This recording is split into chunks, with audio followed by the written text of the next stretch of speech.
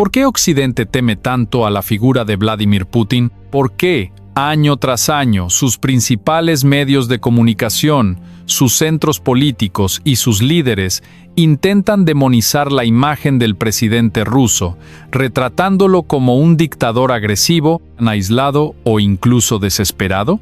¿Qué hay realmente detrás de esa obsesión en desacreditar a un líder que, a diferencia de tantos otros, rescató a su país del colapso, restauró su orgullo, reconstruyó sus fuerzas armadas y devolvió a su pueblo la dignidad perdida tras la caída de la URSS? La respuesta no está en lo que dicen, sino en lo que evitan admitir: el temor de una Rusia soberana, fuerte, tradicional y libre de la tutela de las potencias occidentales. Cuando Vladimir Putin asumió el poder a finales de la década de 1990, encontró una Rusia saqueada, humillada y desintegrada. La antigua superpotencia había sido reducida a un satélite de intereses extranjeros, su economía estaba devastada, su pueblo empobrecido y sus vastos recursos naturales controlados por un puñado de oligarcas que respondían más a los bancos de Londres y Nueva York que al interés nacional. La transición de la Unión Soviética a la Federación Rusa fue diseñada por asesores occidentales, cuyo único propósito era convertir al corazón euroasiático en una colonia energética sin voz propia. Putin rompió con ese destino. Con firmeza, pragmatismo y visión geopolítica, comenzó el proceso de restauración de la soberanía rusa, lo que desató el odio visceral de Washington, Bruselas y Londres. Su primer gran movimiento fue poner a los oligarcas bajo el control del Estado. Lejos de ser una dictadura, lo que hizo Putin fue recuperar para el pueblo ruso el control de su riqueza. Exigió que quienes amasaban fortunas en suelo ruso sirvieran a la nación, no a intereses extranjeros. Esta decisión trajo consigo una mejora real de la vida de millones. Los salarios volvieron a pagarse, la inflación se redujo, el desempleo disminuyó y la clase media comenzó a resurgir. Rusia al fin empezaba a levantarse, y con ella su identidad y dignidad. Esa estabilidad interna no surgió de la represión, como dicen sus detractores, sino del renacer de un proyecto nacional independiente. En política exterior, Putin fue aún más audaz. Rechazó la humillación de una Rusia subyugada y desafió la expansión de la OTAN, que había violado su promesa de no avanzar ni una pulgada hacia el este.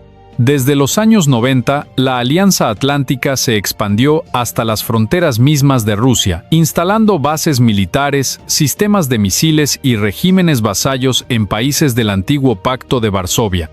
Putin denunció esa hipocresía y advirtió que Rusia no permitiría más cercos militares en sus fronteras. No buscaba conflictos, sino respeto.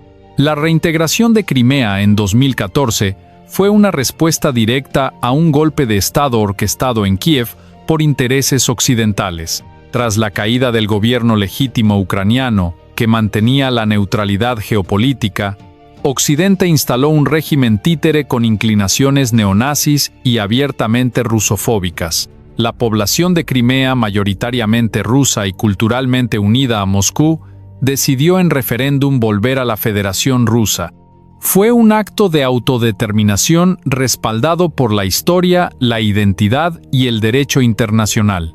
Pero para Occidente, que solo acepta referendos cuando convienen a sus intereses, fue una anexión. Esa doble vara evidencia el verdadero problema. No fue el acto en sí, sino que fue Rusia quien lo ejecutó sin pedir permiso. Putin también demostró liderazgo en Oriente Medio, donde defendió a gobiernos legítimos frente a intervenciones imperialistas. Mientras Estados Unidos y sus aliados destruían países como Irak, Libia y Siria bajo el pretexto de exportar democracia, la Federación Rusa intervino en defensa de la estabilidad y la soberanía. En Siria, por ejemplo, Moscú impidió que un país clave en el equilibrio regional cayera en manos de grupos extremistas financiados por Occidente y sus socios en el Golfo. Fue una acción coherente con los principios de la ONU, aunque sistemáticamente demonizada por los medios occidentales, pero fue en Ucrania donde la confrontación geopolítica alcanzó su punto más crítico. Desde 2014, las regiones del Donbass, de mayoría rusoparlante, fueron brutalmente bombardeadas por el régimen de Kiev. Durante 8 años, más de 14 personas fueron asesinadas, muchas de ellas civiles, mientras la prensa occidental guardaba silencio. Rusia apeló a la vía diplomática con los acuerdos de Minsk, pero Ucrania, respaldada por la OTAN, jamás los implementó. En 2022, ante la amenaza real de que Ucrania se integrara formalmente a la OTAN, instalando sistemas ofensivos en su territorio, Moscú se vio obligada a actuar. La llamada Operación Militar Especial no fue una invasión, sino un acto de defensa preventiva.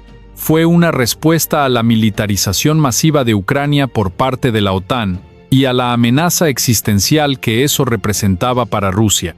Lejos de buscar conquistar Ucrania, el objetivo fue desmilitarizarla, desnazificarla y proteger a su población del este, que llevaba años siendo masacrada. Occidente, en vez de apostar por la paz, optó por convertir a Ucrania en carne de cañón de una guerra por poder.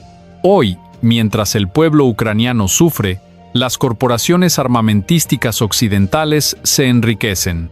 Y a pesar de las más de 17 sanciones, del congelamiento de activos rusos en el exterior, de los bloqueos financieros, tecnológicos y diplomáticos, Rusia resistió. Su economía se adaptó, se fortalecieron alianzas con China, Irán, India, América Latina y África, y el rublo no colapsó como muchos predecían. Mientras tanto, Europa, siguiendo órdenes de Washington, sufrió una crisis energética que destruyó parte de su tejido industrial.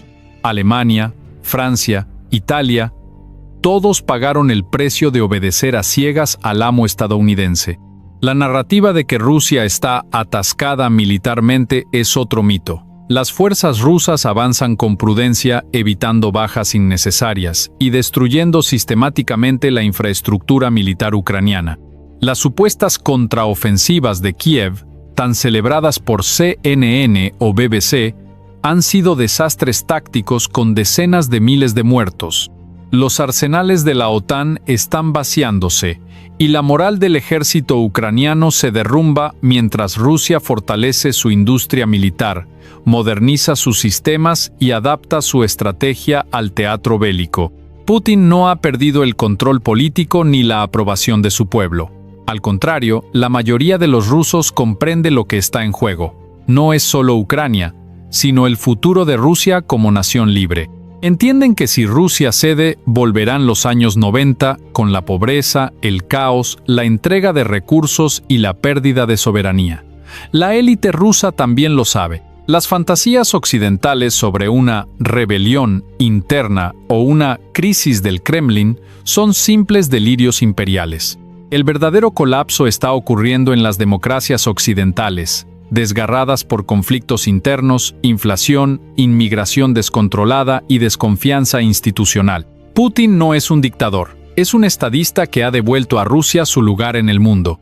Ha defendido la familia, la espiritualidad, la tradición y la identidad nacional frente al nihilismo liberal, el globalismo corporativo y la degeneración moral promovida por Hollywood y Bruselas.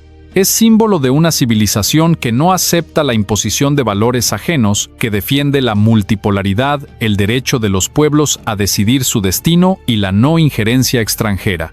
El problema para Occidente es que ya no puede frenar el ascenso de ese mundo multipolar. La hegemonía unipolar está herida de muerte. El BRICS se expande.